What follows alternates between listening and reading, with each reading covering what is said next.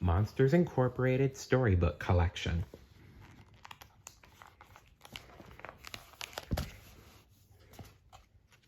Monster Laughs.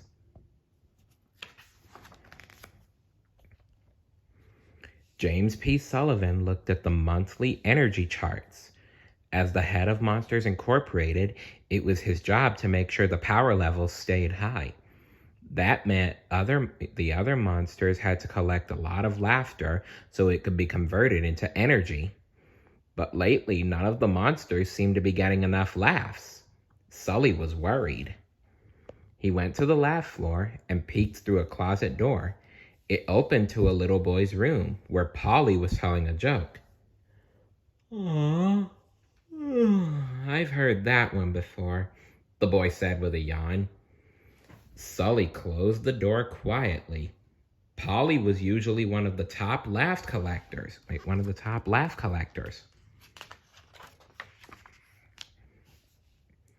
Lanky walked through another door. "A kid threw a glass of milk at me and then fell asleep. It was awful," he said. At lunchtime, Sully and his best friend Mike shared a gooey pizza with extra tentacles.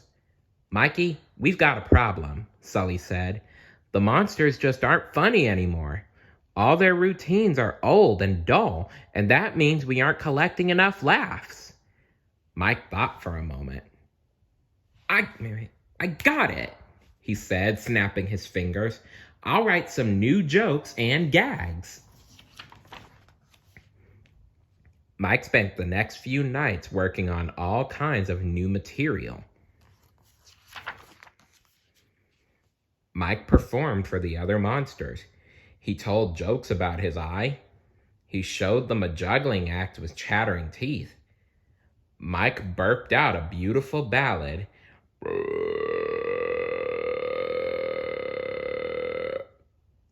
And pretended to be a bowling ball. When he finished his act, Mike handed out scripts to each of the monsters. "Just perform the jokes the way I did, and you'll have those kids laughing so hard they'll be falling out of their beds." "Well, let's hope it works, Mike."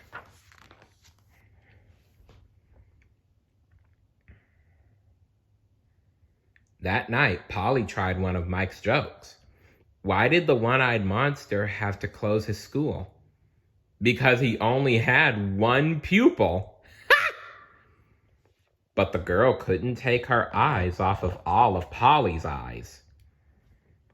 Ricky was having problems of his own. The chattering teeth were too small for his mouth. And Spike tried the bowling ball routine, but he stuck to the floor. "I don't think your gags are working out, Mike." "What an awful night," Lanky exclaimed as he left the laugh floor. But then, whoops! He slipped on a banana peel and flew into the air. When he landed, he looked like a pretzel. Lanky and all the other monsters howled with laughter.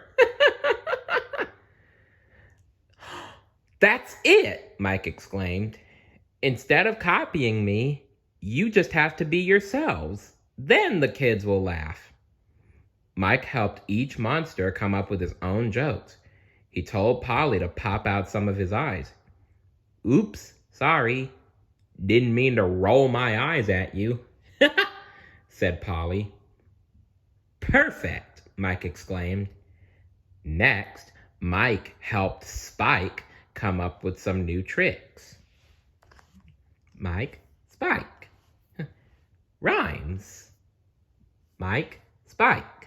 Mike, Spike.